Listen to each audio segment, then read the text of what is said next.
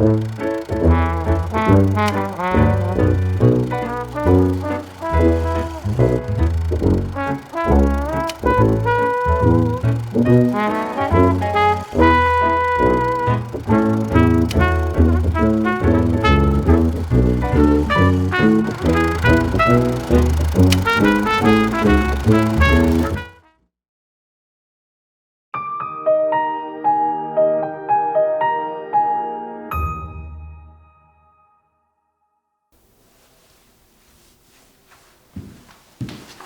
how are you? I see. Still working on your processes. What's wrong? Can I help you?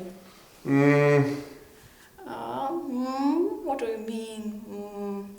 We have a communication problem. What a surprise.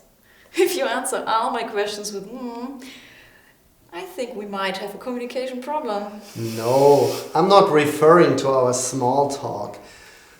The assessor of our last SPICE assessment told us we are fine with our communication on level 1, but it is not sufficient for level 2. What is the difference between level 1 and level 2 communication in SPICE?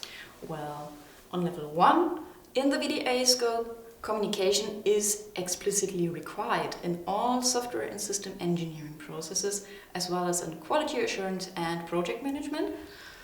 Yes. We defined communication in all these process areas. That was lots of copy and paste. Yeah, on level 1 ASPICE it says it's good enough if you notify all relevant stakeholders about agreed requirements, design decisions, and about the results of test runs and QA reports. Yes, we scored fully on that. Most engineering tools support notification on creation or change. See, we implemented that in stages. Yeah, but notification is asynchronous communication. This is good enough on level 1, but on level 2 it requires that communication is assured. This is synchronous communication.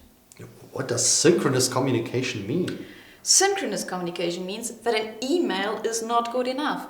Nobody ever knows, was it read, understood, etc.